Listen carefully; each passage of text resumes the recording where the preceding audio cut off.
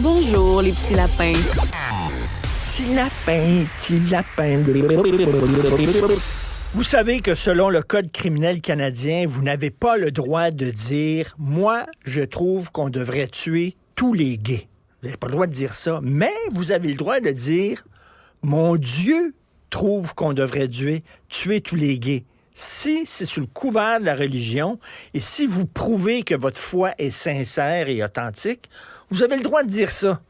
Comment ça se fait? Ça n'a aucun sens. Et là, le Bloc québécois, aujourd'hui, je trouve ça absolument brillant, va déposer justement une demande là, d'abroger le Code criminel et enlever la protection religieuse. Nous allons parler avec Marie-Claude Girard, qui est une retraitée de la Commission canadienne des droits de la personne et qui est aussi auteure. Bonjour, Mme Girard.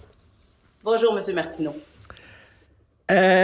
Pourquoi ça existait, cette exemption-là? C'est-à-dire que le discours haineux, le discours qui vise des minorités est acceptable au pays si c'est sous le couvert de la religion.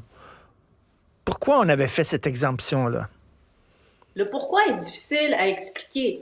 Cette exception-là ou cette défense-là au Code criminel a été ajoutée sous le gouvernement de Paul Martin, le gouvernement libéral de Paul Martin, en 2004. Et ça a été ajouté dans un projet de loi omnibus. Alors, c'était un petit détail. Ça n'a jamais été discuté ni en période électorale. Alors, ça a été une surprise ou un changement qui a été subtil, caché. C'est probablement. Alors, le pourquoi, on ne l'a pas. Par contre, c'est pas la première fois que des gens se lèvent pour enlever cette protection-là. En 2017-2018, il y a une pétition qui a été lancée par David Rand, des libres penseurs athées, pour demander l'abrogation de cette clause de l'exception religieuse et qui a accueilli 1500 noms, surtout des Québécois, qui a été déposé à la Chambre des communes. Et le gouvernement fédéral de l'époque a discrédité cette pétition-là. Alors, c'est la deuxième tentative d'abroger ce projet de loi-là, cette exception religieuse du Code criminel qui fait, à mon avis, aucun sens, qui protège davantage, c'est-à-dire qui donne pour moi, c'est un petit peu la bienveillance religieuse du gouvernement canadien. On protège davantage les personnes qui ont une croyante ou qui ont une foi qu'on dit sincère, versus eux autres ont le droit de tout faire, mais pas les autres. Alors, il y a une dichotomie là-dedans. Donc, je salue énormément l'initiative du Bloc québécois aujourd'hui. Écoutez, je suis peut-être cynique, mais il y a peut-être du clientélisme politique derrière ça, là. On sait que tous les gouvernements, surtout le gouvernement libéral, courtisent énormément les minorités religieuses. Hein.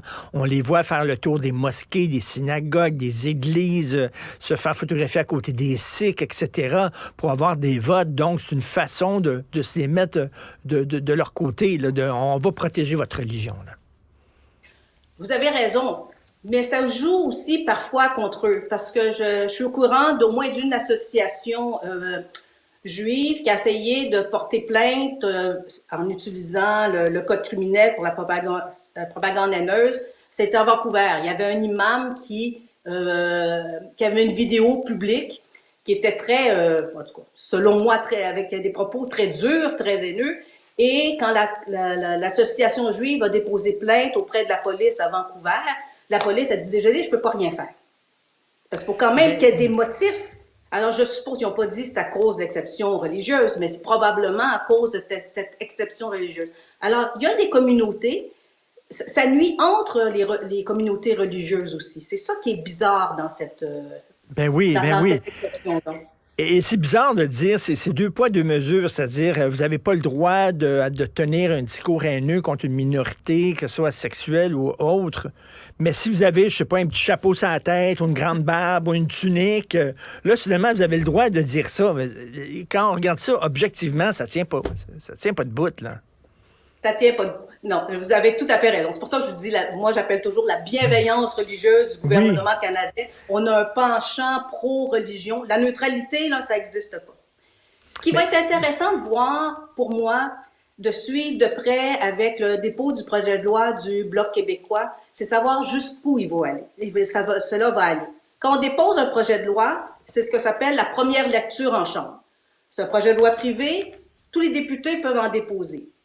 Maintenant, pour que ça aille en deuxième lecture, c'est-à-dire que quand c'est revu par un comité à la Chambre, là, c'est déterminé par les priorités du gouvernement.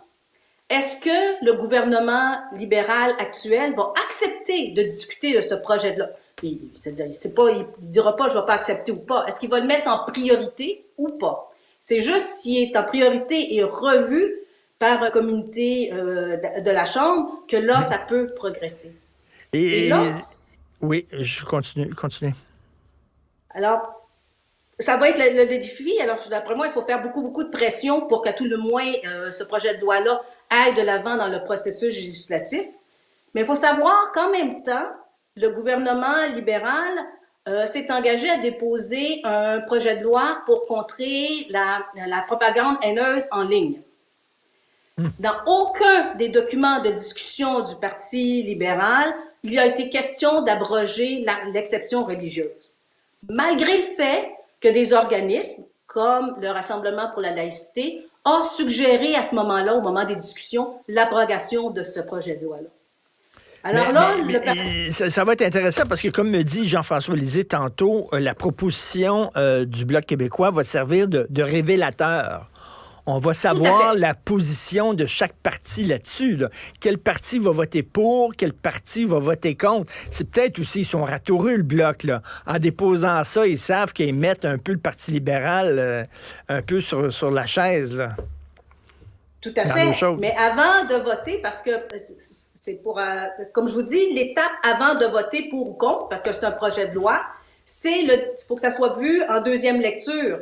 Et c'est selon l'ordre de priorité du gouvernement. Alors, on n'aura probablement pas encore, c'est juste après qu'on saura la position du gouvernement. Mais même cette étape-là va être cruciale. Est-ce que le gouvernement va accepter qu'il soit considéré en priorité? Puis à ce moment-là, on verrait comment les gens fonctionnent.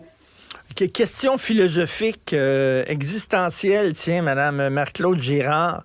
Si effectivement, là, mettons, c'est accepté, mettons, c'est voté en deuxième lecture, etc., et bon, c'est le discours haineux maintenant ne jouisse plus de la protection du discours religieux. Est-ce que ça veut dire que du jour au lendemain, la Bible, la Torah et le Coran deviennent des discours haineux, puis il faut les enlever, il faut les retirer des bibliothèques et des librairies?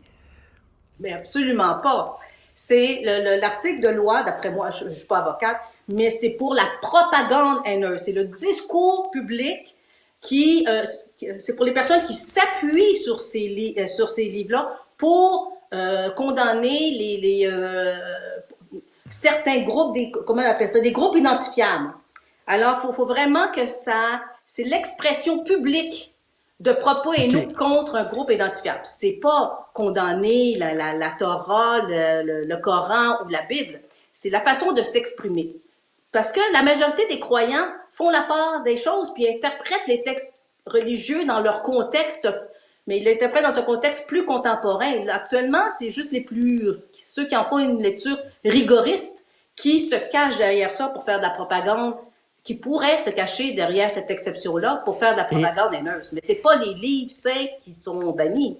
Et c'est pour ça que les autorités savent pas quoi faire avec le cas d'Adil Sharkawi, parce que lorsqu'il le dit, il faut que Allah tue tous les ennemis de Gaza.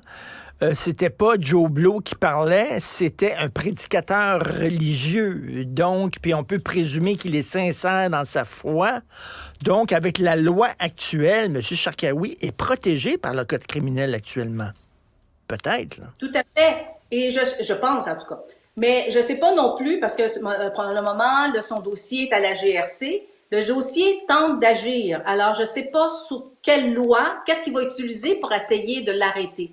Parce qu'il pourrait l'accuser face au code criminel, mais là, c'est sûr que Sharkawi va sortir cette défense-là, donc ça n'irait pas nulle part. Ou il va utiliser une loi antiterroriste. Ça aussi, c'est intéressant à suivre. Ce qui est intéressant, c'est pour ça que le timing du Bloc est excellent d'avoir utilisé ça, parce que tout le monde qui a entendu les propos de l'imam Sharkawi s'entend pour dire que c'est pas un discours acceptable dans une société démocratique et où on se veut neutre religieusement. C'est vraiment de la propagande haineuse selon plusieurs. Et en terminant, Mme Marc-Claude Girard, j'ai lu dans le National Post, c'était un discours qu'a prononcé un des juges de la Cour suprême du Canada, qui a prononcé un discours récemment dans le cadre d'un événement quelconque. Et il disait, depuis le repatriement de la Constitution avec la Charte des droits, de plus en plus, on demande aux juges de prendre des décisions qui, avant, c'était aux politiques. Les politiques prenaient des décisions, mais maintenant, lorsqu'ils votent une loi, la loi doit maintenant être assujettie à la Charte des droits. Et là, ça se ramasse dans la cour des juges qui, eux, décident si, bon, est-ce qu'elle est acceptable ou pas, cette loi-là. Donc, il dit, ça a fait comme transférer le pouvoir du politique au judiciaire. Qu'est-ce que vous pensez de ça? Est-ce qu'effectivement, c'est un effet pervers de la Charte des droits, ça, au Canada? Les juges doivent faire l'équilibre des droits. Alors, la Charte des droits n'a pas un respect absolu de chacun des droits parce que les droits entrent souvent en conflit. Alors, il essaie de trouver un équilibre entre les deux. Ça, c'est leur rôle. Dans le cas de la propagande haineuse, c'est exclusivement une initiative politique. Alors, c'est pas la Charte qui nous a protégés. C'est le gouvernement de Paul Martin qui a ajouté ça au Code criminel. Alors là, on ne peut pas blâmer la Charte là-dessus. C'est ça, alors, c'est une décision politique, là. Ça, c'était pris. C'est une décision carrément politique, de le maintenir aussi. Il faut dire, je vais préciser que quand la pétition a été faite en 2017-2018, la réponse du gouvernement a été, à l'effet, ils ont soulevé une jurisprudence qui disait qu'on pouvait donner des défenses, c'était correct de donner des défenses au code criminel concernant la propagande haineuse. Alors, ils se sont cachés derrière ça. Ils disent, on est correct, la Cour suprême dit ça. Or, dans leur réponse, la jurisprudence qu'ils ont soulevée à ce moment-là précédait l'exception religieuse. Alors, elle ne portait pas sur le fait de dire que, mais compte tenu de ta foi, de ton interprétation de ton livre saint, tu as le droit de dire ce que tu veux. C'est pas ça qu'elle... Mais c'est là-dessus que le gouvernement s'est caché. Alors, c'était une fausse réponse pour appuyer une décision politique. Très intéressant et j'ai bien hâte de voir justement les autres partis, comment ils vont réagir face à la proposition du Bloc québécois. Marc-Claude Girard, merci beaucoup, retraité de la Commission canadienne des droits de la personne et aussi auteur. Merci beaucoup, Mme Girard. Bonne journée. Au plaisir. Au revoir.